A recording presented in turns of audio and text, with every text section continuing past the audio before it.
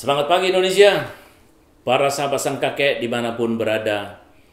Kini kita bertemu lagi dalam acara refleksi. Kita membuat sebuah pemikiran dan pemahaman kepada masyarakat kita yang sering tertipu. Kita mau menyampaikan bagaimana cara-cara yang jitu menghadapi investasi bodong. Sekarang ini sangat marak investasi bodong. Yang tertipu bukan orang kampung, orang udik, orang yang tidak terdidik. Tapi kebanyakan adalah orang kota, educated atau terdidik. Dan bahkan ada yang sudah punya jabatan. Kenapa masyarakat kita banyak terjebak dan tertipu oleh investasi bodong? Yang pertama, salah satu strategi dari para investor ini, yang menarik investor ini adalah menggunakan orang-orang terkenal dan berpengaruh.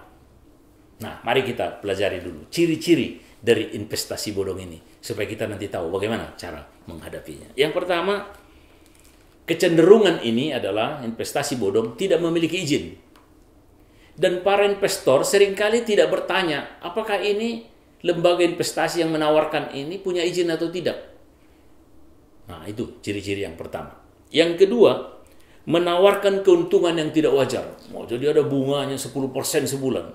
Jadi orang ini mungkin orang-orang para investor yang tertipu ini memang ingin cepat kaya tanpa capek, tanpa kerja. Yang penting ini dia nggak tahu di balik penawaran yang fantastik pasti ada dugaan, kemungkinan penipuan yang fantastik juga.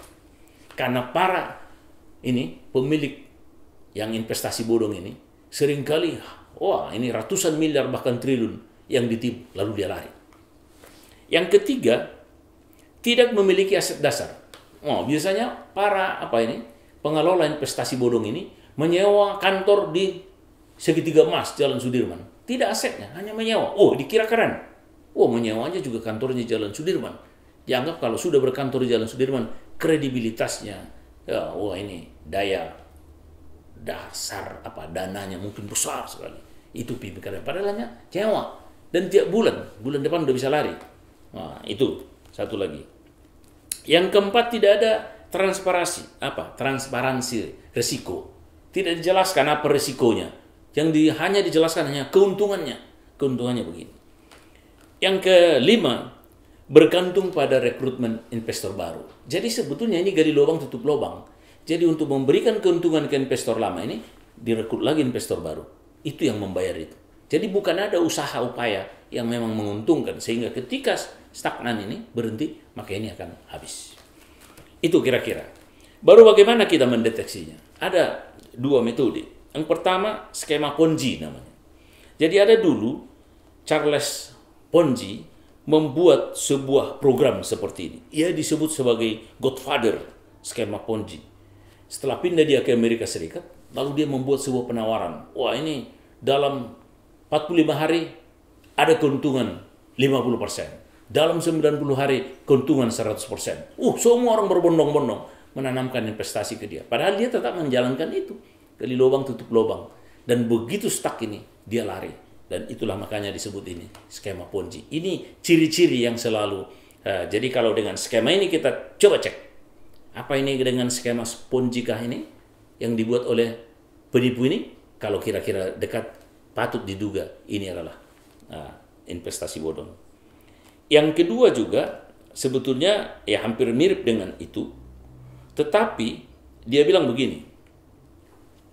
Coba dicek apakah ada akal sehat di dalam investasi itu. Artinya akal sehat itu high return, high risk. Kalau tinggi keuntungan yang akan ditawarkan, berarti itu patut diduga tinggi risiko. Nah, itu hal yang harus dilakukan. Oleh karena itu, begitu kita deteksi dengan skema Ponzi dan juga metode akal sehat ini, kita patut diduga sudah seharusnya membuat kesimpulan sehingga kita tidak tertipu. Biasanya investasi bodong ini menawarkan tawaran bisnis atau usaha di bidang tertentu yang menjadikan keuntungan. Misalnya dulu ada pertanian, menggunakan nama, ada dulu ketua MPR namanya Amin Rais, ya banyak pejabat-pejabat ikut. Ternyata ribuan hektar, ini hasilnya begini. Ternyata lahannya nggak ada. Ini juga sebuah penipuan. Yang kedua, tawaran bisnis mirip multi level marketing. Nah, bertingkat, bertahap gitu. Tapi sebetulnya tidak seperti itu. Kalau multi level marketing itu jelas aturannya. Karena itu ada namanya Asosiasi Penjualan Langsung Indonesia, APLI. Kalau MLM harus terdaftar di sini, baru bisa menjalankan bisnis MLM. Kalau ini nggak terdaftar, jadi meniru aja. Yang ketiga adalah tawaran investasi emas dan bisnis online di internet. Oh ini, main ini, emas, nanti ini, internet. Kita serahkan uang kita, tapi ternyata tidak ada. Karena tidak ada, kantor tidak ada, hanya melalui online. Ini yang sering. Nah, sekali lagi, kenapa gampang tertipu dan orang-orang terdidik?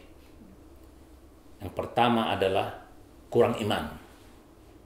Kalau iman itu adalah kita harus berbuat, bekerja, percaya kepada Tuhan, ini menghasilkan. Orang beriman tidak pernah mau mengharapkan sesuatu tanpa kerja. Karena ora et labora, berdoa dan bekerja. Yang kedua, orang yang tidak menggunakan akal sehat. Jadi dia bermimpi kaya cepat.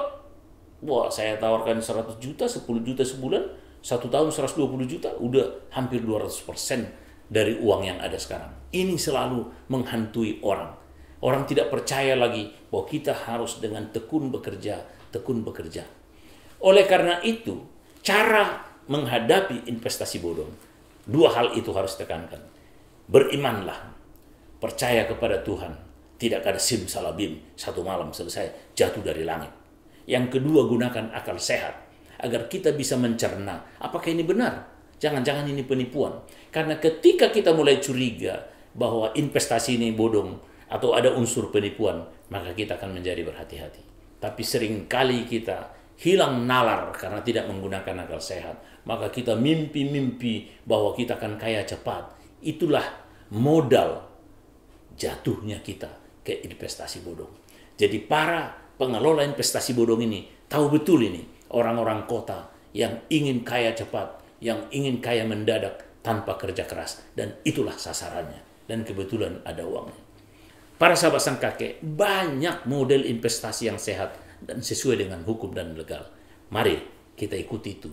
Mari kembalikan nalar kita, iman kita, bahwa berinvestasi pun ternyata hal itu dibutuhkan. Para sahabat sang kakek, mudah-mudahan cara-cara mendeteksi ini bisa dipelajari, bisa dihayati, tetapi jangan lupa gunakan iman dan akan sehat, maka kita akan terbebas dari penipuan investasi bodong. Selamat pagi Indonesia. Terima kasih para sang kakek, sahabat sang kakek, sampai ketemu lagi. Ngopi dulu.